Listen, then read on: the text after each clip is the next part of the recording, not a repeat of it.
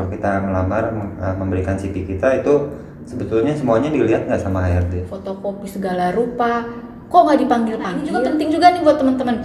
Ketika kita kirimin lamaran atau CV, tolong dipilah-pilah sertifikat apa yang emang berhubungan. Jadi walaupun cocoknya. Wah, pernah jadi kejadian gini nih. Waktu dulu Bunda pernah interview, jadi adalah pokoknya. Dia tuh ngomongnya sampai gini. Oh iya, jadi.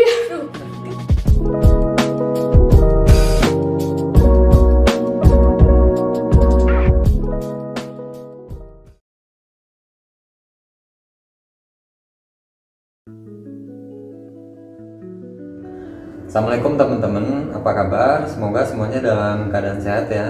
Kali ini kita mau ngadain bincang riuh ya. Jadi kita obrolin apa aja yang menarik untuk kita bahas. Nah, untuk di episode pertama ini kita mau bahas tentang dunia kerja ya, yang berhubungan dengan kita berdua gitu. Kalau saya itu profesinya di IT teman-teman, sedangkan istri saya ini sudah lama ya di HRD, berprofesi sebagai banyak ya, mulai dari rekrutmen, asesmen, sampai sekarang pegang GA ya.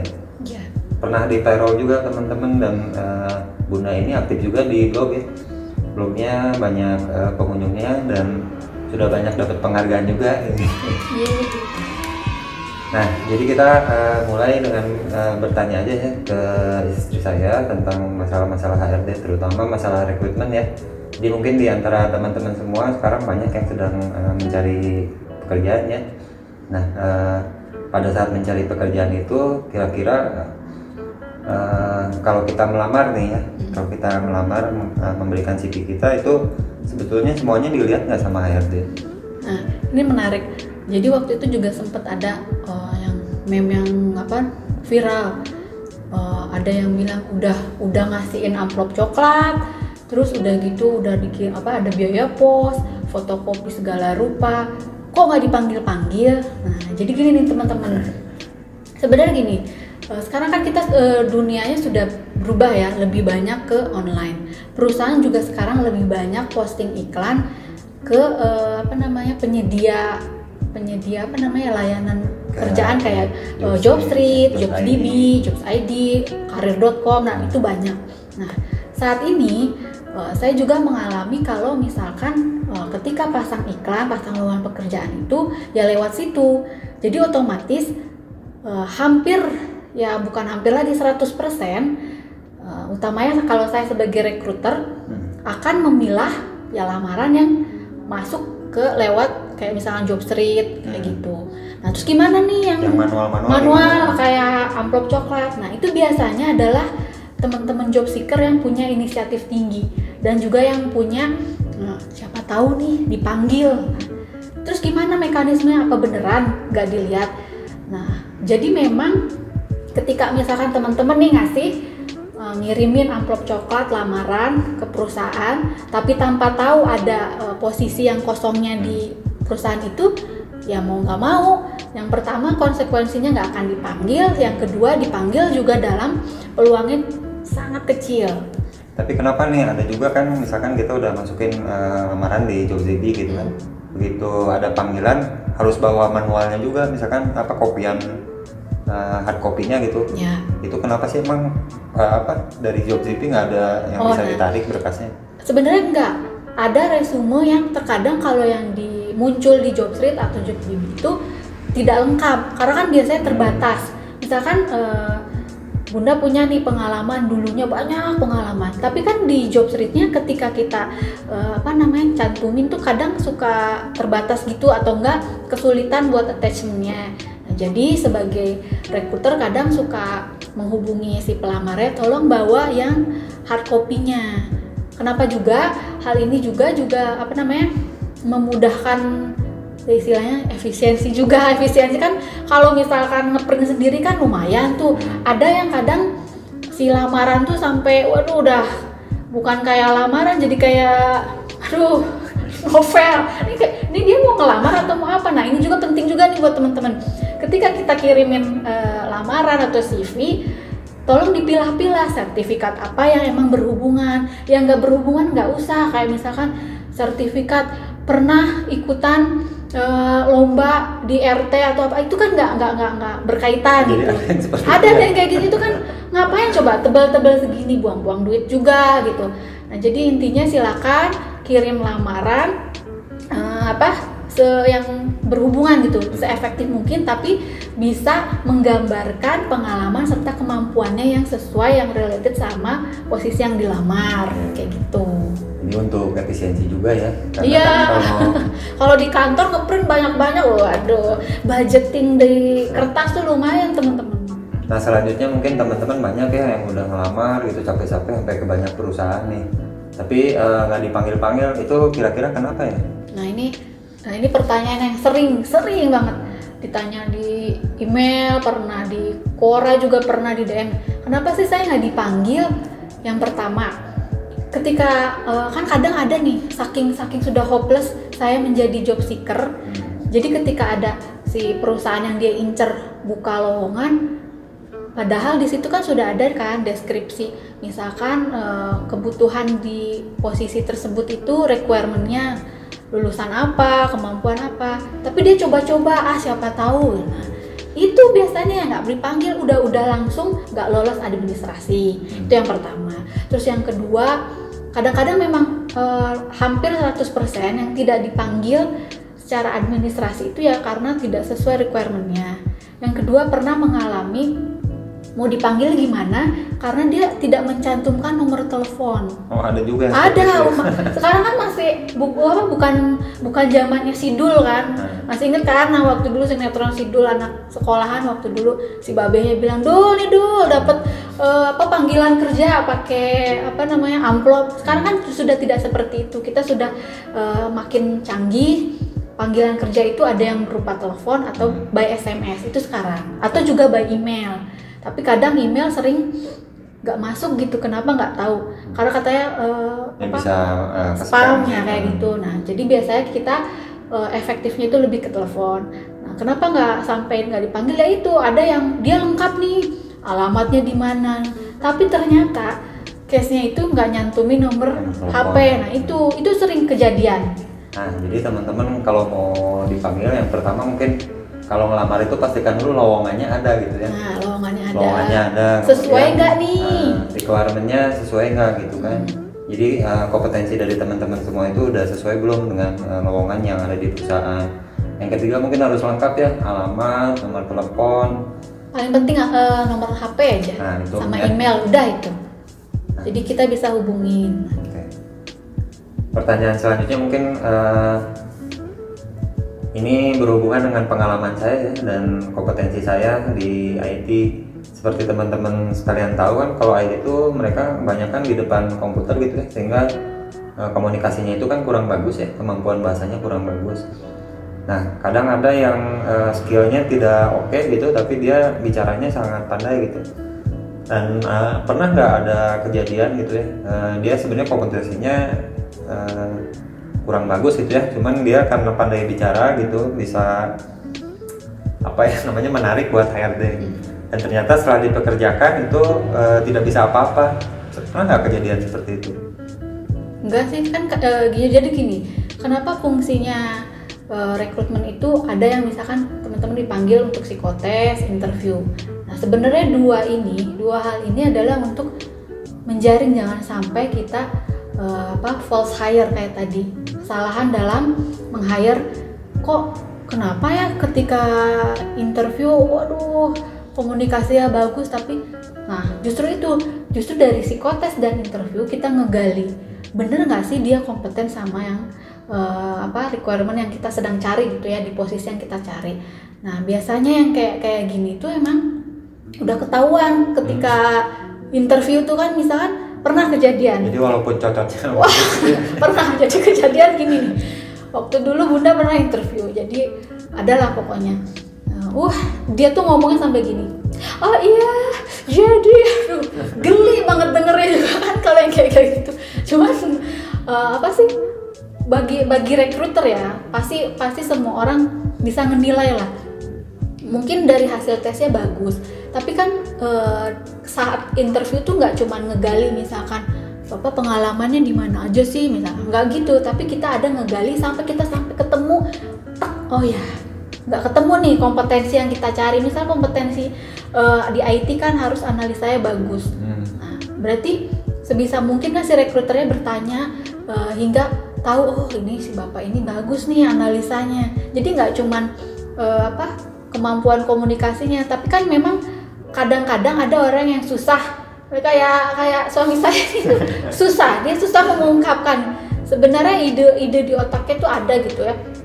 Cuma kadang ketika dilisankan kesulitan. Nah ini menjadi pertimbangan, cuman gimana ya, pokoknya rekruter tuh tahu gitu. Karena kita kan nggak cuman dari hasil tes doang, tapi kita biasanya combine sama hasil interview, kemudian selama tes kita juga observasi. Jadi misalkan ketika teman-teman tes itu tuh ketahuan, oh ini nih kenapa sih dia begini-begini, karena memang pasti ada gitu. Jadi itu semuanya dinilai. Jadi jangan takut misalkan, aduh saya kurang nih komunikasinya. Kalau misalkan memang melamar untuk marketing, kemampuan komunikasinya begitu, ya jelas itu langsung ditolak. Tapi kan berbeda, misalkan saya kan untuk IT, kemampuan komunikasinya kurang, ya pasti dimaklumin gitu. Karena kita kan punya pertimbangan lain selain itu. Jadi nggak harus berkecil hati ketika kita punya satu kekurangan, kemudian ketika melamar, wah ini jadi pasti nanti ditolak nih, enggak. Tapi rekruter pasti punya pertimbangan lain kayak gitu. Selanjutnya nih untuk rekrutmen itu kan kita tahu ya, setiap ada lowongan itu kan pasti ada kebutuhan dari divisi lain atau divisi HRD sendiri gitu ya. Nah untuk atasannya yang memerlukan karyawan baru itu pernah nggak kejadian seperti ini Bun? Jadi misalkan kompetisinya udah oke nih ya, si anaknya tuh calon karyawannya itu udah semuanya udah oke lah gitu ya. Cuman begitu nyampe ke atasan, dari atasannya tidak oke, malah milihnya yang biasa-biasa aja kemampuannya. Pernah nggak kejadian seperti itu? Itu sering. Yang pertama kan nggak tahu ya kan, setiap orang punya sudut pandang yang berbeda. Ada orang yang misalkan punten ya kalau misalkan kemampuannya kok lebih dari atasannya. Nah kan ada yang ketakutan gitu. Nanti dia bisa ini dong nih, nanti bisa ngelebihin gue misalkan gitu kan. Nggak tahu ya, sudut pandang orang beda-beda. Tapi ada orang yang kenapa kok atasan milihnya yang dia sih yang biasa-biasa aja. Yang pertama juga ada kan, kalau biasanya kita sudah interview dengan user, biasanya itu sudah cocok misalkan dari segi yang lainnya sudah cocok. Tapi ketika ketemu user kan biasanya nego gaji. Nah orang-orang yang punya kompetensi lebih baik kan tentu saja dia akan menilai dirinya oke, tentu saja dia akan memasang salary-nya juga lebih tinggi gitu. Nah kadang juga kenapa ditolak sama usernya, yang pertama ya nggak sesuai budget. Karena kan kita punya range budget buat salary nih. Misalkan, aduh ini oke nih, bagus nih Pak, ininya kompetensinya ini gua yang cari, sayang gajinya gak bisa dinego, udahlah. Nah itu biasanya case-nya kayak gitu biasanya. Cuman jarang-jarang juga sih kalau misalkan yang kemampuannya lebih tapi nggak di hire. Biasanya sih lebih mentoknya ke gaji sih. Biasanya. Jadi, kalau gajinya ngelebihin budget dari perusahaan pasti udah ditolak ya? Iya, karena kan kita punya range-nya sendiri gitu. Jadi gitu teman-teman, untuk dari usernya sendiri kan kadang-kadang kita ditolak juga bukan dari HRD-nya ya, tapi bisa aja dari usernya sendiri karena berbagai alasan ya, seperti tadi mungkin gengsi ya, takut tersaingi, atau misalkan pendidikannya lebih tinggi daripada atasannya gitu, bisa nggak seperti itu kejadian? Ya banyak lah ya faktornya ya. Mungkin yang terakhir nih untuk tipsnya ya, supaya teman-teman semua yang ngelamar itu bisa diterima gitu kan ya di pekerjaannya, di pekerjaan yang dilamarnya itu harus bagaimana kira-kira tipsnya? Sebenarnya faktor tipsnya kan kayak sesuai keberuntungan ya lagi seseorang. Jadi nggak bisa kadang gini. Dari pada saat ini nih tips, misalkan pada saat awal melamar itu kan ada interview ya. Nah pada saat interview harus seperti apa sih teman-teman yang ngelamar itu? Ya beda-beda ya. Karena kan kayak tadi, ketika misalkan yang dibutuhkan marketing, tapi udah tahu marketing kan harus pandai komunikasinya. Nah itu jadi pertimbangan. Jadi pokoknya ibaratnya tipsnya kenapa bisa lolos ya sadar diri dengan kompetensi yang dimiliki gitu. Dan apa ya, bener nggak sih kita bisa menguasai bidang itu? Biasanya segitu. Yang kesempatan buat diterima lebih banyak itu rata-rata ya karena memang si orangnya sudah mumpuni di bidang itu dan punya keahlian gitu. Walaupun fresh graduate, tapi ketika misalkan menariknya yang fresh graduate kan biasanya fresh graduate rata-rata nggak bakalan diterima. Nggak juga, kecuali kalau misalnya dulunya lebih banyak aktif terus punya pengalaman apa yang related sama pekerjaan yang dilamar. Nah itu kadang kesempatan untuk diterimanya lebih banyak tuh. Berarti kalau interview itu tergantung dari posisi yang posisi yang dilamar. Nah, kalau interview misalkan bisa nggak menarik hati para HRD ini gitu ya? Kalau misalkan pada saat interview itu kan ada yang menjual kesedihan gitu. Oh iya, ini pernah jadi waktu itu tahun berapa ya? Karena dulu pernah interview teman-teman yang baru lulus sekolahnya itu yang SMA gitu. Dia mau kerja.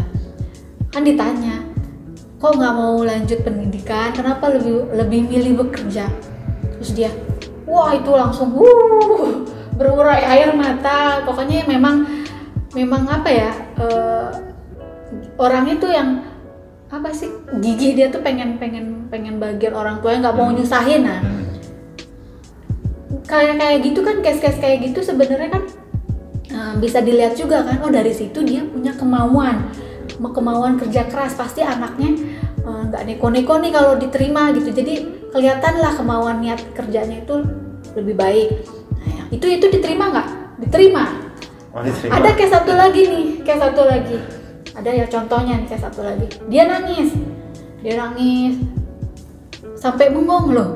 Ini kok hal sepele tapi dia nangis. Diterima nggak? Enggak. Karena apa? Kita lagi butuh posisi yang justru butuh ketegasan, yang butuh yang bukan mental yang sensitif, yang mellow, yang kayak gitu.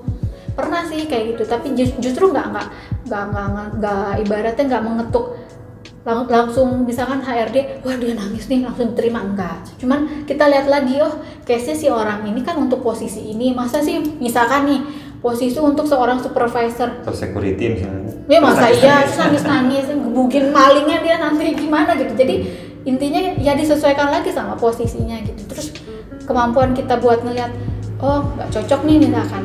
Pokoknya recruiter itu selalu punya insting ya. Iya, ini cocok atau enggak gitu. Jadi itu juga bisa jadi tips ya. Jadi kita menarik hati dengan menjual kesedihan ya. Enggak gitu. Enggak kayak gitu. Pokoknya be yourself aja lah. Kalau misalkan lagi interview, bilang kalau misalkan emang nggak bisa, justru kan di situ poin plusnya kayak gitu. Kalau misalkan bisa ternyata nggak bisa, ketika nanti nih ibaratnya sudah diterima, disuruh nggak bisa, jadi bumerang kayak gitu. Jadi masalah buat diri sendiri nantinya. Oke, selanjutnya mungkin tips yang lainnya pada saat tes nih, kan setelah melewati interview itu kita ada tes psikotes ya, kemudian ada tes keterampilan juga, kompetensinya ya. Ada. Nah itu untuk tesnya ada tipsnya nggak untuk yang mau ngelamar ini? Kan sering dengar kalau misalkan kalau mau psikotes istirahat dulu atau enggak tidur dulu yang cukup. Itu betul teman-teman. Kenapa?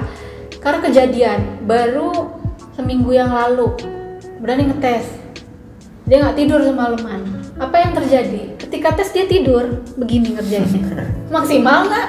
Enggak. Ya udah itu langsung langsung dicoret. Itu jadi catatan. Terus istirahat, kemudian boleh nggak belajar. Sekarang kan memang beredar ya soal psikotes yang kayak gitu. sebenarnya kalau boleh nggak sih belajar, ya silakan belajar. Cuman kadang-kadang orang yang belajar akan ketahuan dari hasilnya. Ini orang sudah mempelajari, karena nanti hasilnya akan rancu. Gitu. Ada kan karena psikotes kan nggak cuma ada tes yang misalkan tes kemampuan dasarnya doang, tapi ada tes personality-nya. Kadang ada orang yang belajar untuk tes personality, ketika hasilnya ketahuan itu, oh ini kok nggak wajar hasilnya, kayak gitu. Jadi gitu emang ya. cukup istirahat aja, karena ketika cukup istirahat, ketika hari H tesnya bisa dengerin instruksi, jadi bener-bener jreng, konsentrasi gitu. Nah gitu teman-teman ya, jadi setelah interview kita melewati psikotes kemudian tes kompetensi. Seperti itu tadi tipsnya ya, jadi banyak istirahat, kemudian juga ya banyak berdoa lah ya, banyak berdoa aja. Itu pasti itu yang pertama, berdoa dan optimis aja ya. Oke, untuk bincang hari ini mungkin sampai sini dulu ya teman-teman. Mudah-mudahan bisa bermanfaat bagi teman-teman semua.